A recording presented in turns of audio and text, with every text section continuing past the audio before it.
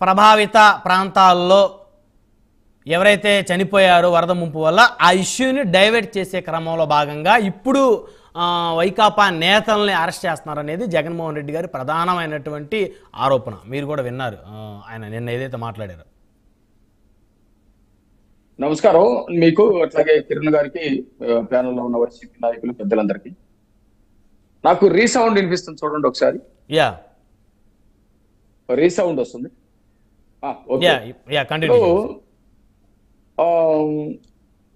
కనీవిని ఎరగినటువంటి వరద విజయవాడ మొత్తాన్ని కూడా ముంచెత్తి అనేక మంది ప్రాణాలు కోల్పోయి అనేక మంది నిరాశ్రులయ్యి ఆ నీళ్ళల్లోనే నానిపోయి వాళ్ళు ఆవేదన పడ్డటువంటి పరిస్థితి మొత్తం కూడా చూసాం.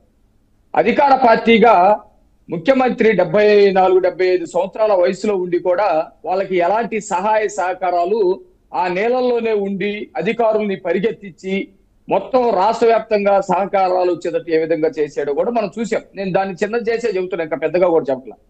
ఒక ప్రతిపక్ష నాయకుడికి ఎంతో కొంత బాధ్యత, అందులో జగన్మోహన్ రెడ్డి లాంటి ప్రత్యేక దాన్ని ఏమంటారు ప్రతిపక్ష హోదా కావాలని ఎంపర్లాడే వ్యక్తికి ప్రజల కోసం ఎక్కువ పనిచేయాలనేటువంటి బాధ్యత కూడా ఉండాల్సినటువంటి అవసరం ఉంది.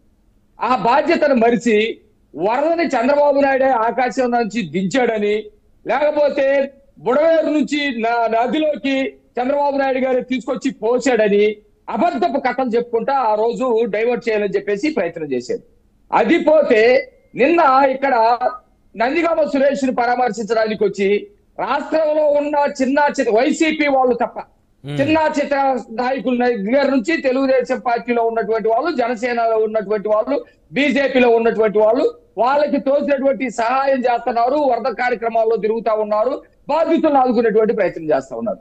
గుంటూరు జిల్లాలో కూడా వరదకు సంబంధించినటువంటి బాధితులు ఉన్నారు, వరద ప్రాంతాలు ఉన్నాయి. ఎక్కడా కూడా పరామర్శించడం కానీ సహాయం చేయటం కానీ చేయకపోగా ఒక నేరస్తుడిని పరామర్శించడానికి జగన్మోహన్ రెడ్డి ఇక్కడికి వచ్చి భవిష్యత్తులో కూడా నేను నేరాలు చేస్తున్నానని చెప్పేసి చెప్పడం అనేది విచిత్రంగా ఉంది. అంటే నేనేమంటానంటే 3 ఏళ్ల క్రితం తెలుగుదేశం పార్టీ కార్యాలయం మీద దాడి చేస్తే 3 ఏళ్ల తర్వాత దాడి కాకుండా పోతుందా?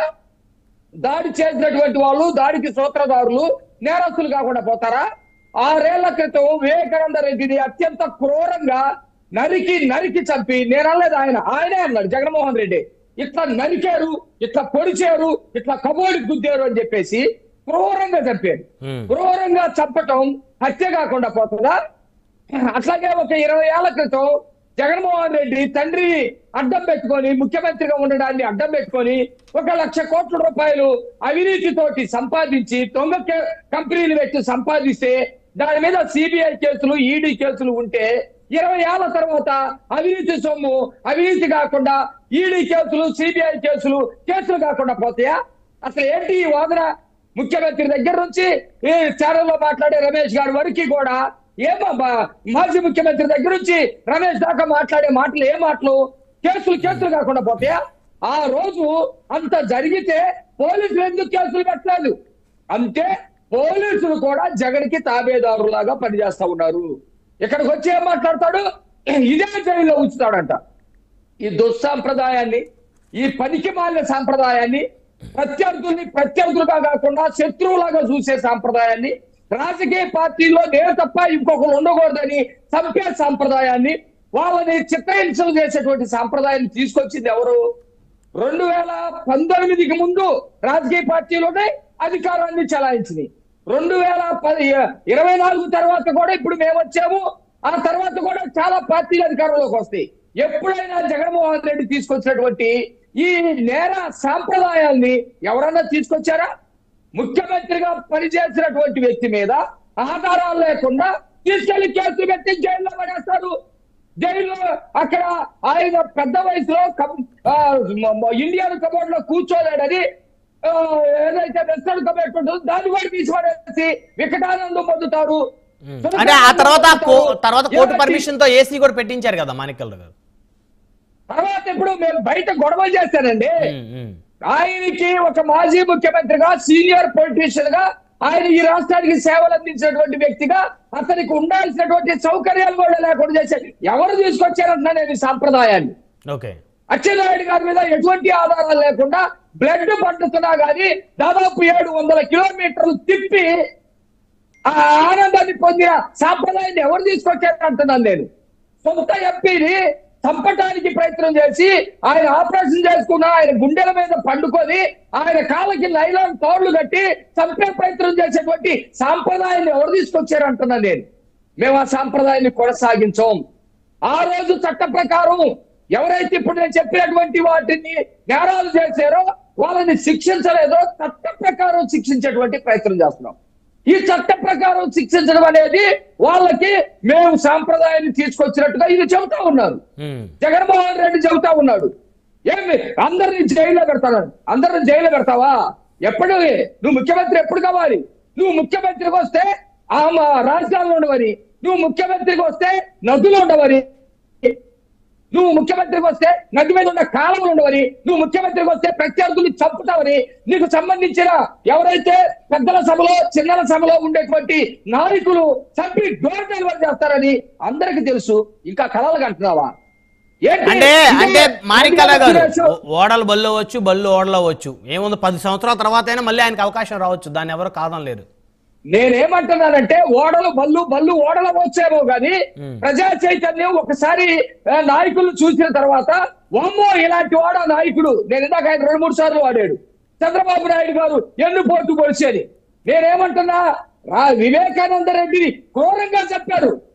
మీ జగన్మోహన్ రెడ్డి వాళ్ళ నాన్న ఉన్నటువంటి పార్టీలో ఏమైనా ఉన్నాడా? వాళ్ళ నాన్న ఆ సేవ చేసినటువంటి పార్టీలో ఏమైనా ఉన్నాడా? ఎందుకు లేడు? ఆ పార్టీ తిండేగా నచ్చింది, ఆ పార్టీ బట్టగా కట్టింది. అంటే అది వెనుకోట అంటారా మీరు? నాయకుడు అయింది, అది వెనుకోట అంటారా? లేడు. మేము మా పార్టీని రక్షించుకున్నాం. మేము మీరు ప్రోత్సహించినటువంటి సికండిల ద్వారా సికండిల బారిన పడకుండా మేము మా పార్టీని రక్షించుకున్నాం. 40 ఏళ్ల నుంచి అదే పార్టీలో ఉన్నాం. మీరున్నారా? అంటే ఎవరు ప్రోత్సహించారు? అంటే అప్పుడు జగన్మోహన్ రెడ్డి గారు లేరు కదా, మాణిక్యాల గారు ఎక్కడ లేడు. ఇప్పుడు మీరు అన్నారు కదా, మీరు ప్రోత్సహించినటువంటి సికండి నుంచి మా పార్టీని రక్షించుకున్నామని. అప్పుడు ఎవరున్నారు? అంటే ఇప్పుడు మీరు రాజశేఖర్ రెడ్డి అండి. ప్రోత్సహించింది రాజశేఖర్ రెడ్డి కదా. రాజశేఖర్ రెడ్డి కొడుకు కదా జగన్మోహన్ రెడ్డి. జగన్మోహన్ రెడ్డి కాంగ్రెస్ లో పోటీ చేయలేదా? ఎంపీగా గెలవలేదా? వాళ్ళ నాన్న ముఖ్యమంత్రిగా ఉండలేదా? అసలు వీళ్ళ నేర చరిత్ర ఎవరికి తెలీదు. అంటే లక్ష్మీ పార్వతి గారిని ఆ రోజు రాజశేఖర రెడ్డి గారు ప్రోత్సహించారంటారా? 100% అది అందరికీ తెలిసిందే. అందుకనే ఇప్పుడు కూడా కొనసాగిస్తా ఉన్నారు. ఎక్కడున్నామే ఇప్పుడు? ఏ పార్టీలో ఉంది? అంటే మీ పార్టీలో జాయిన్ చేసుకోకపోవడం వల్ల వారు ఏదో ఒక రాజకీయ పార్టీ అంట కావాలి కాబట్టి వెళ్ళినట్టున్నారు. ఎన్టీ రామారావు గారు చర్చ డైవర్ట్ అవుతుంది, దానికి సమాధానం చెప్పి నేను పక్కకు మళ్ళీ వస్తాను.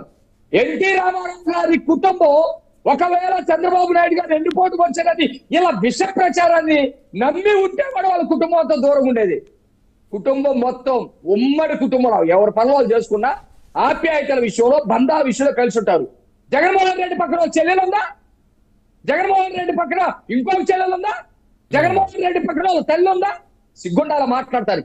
నేనేమంటానంటే జగన్మోహన్ రెడ్డి నేరస్తుని ప్రోత్సహిస్తా ఉన్నాడు. పోషడికే అంట, ఇందాకేదో చెప్పిందంట. ఎవరు చెప్పాడండి?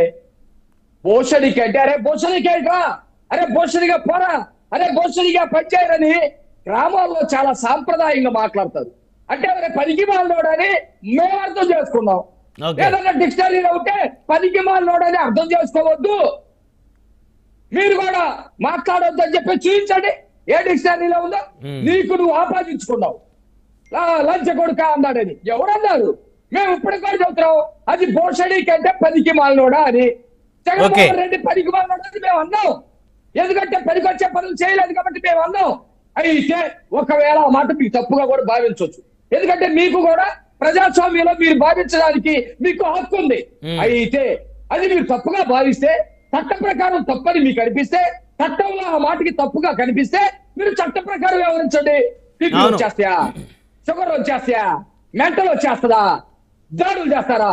ప్రజాస్వామ్యంలో ఇప్పుడు మీరు అధికారంలో ఉన్నారు కదా, మరి మీ పార్టీ నాయకులకు రావట్లేదా బీపీలు?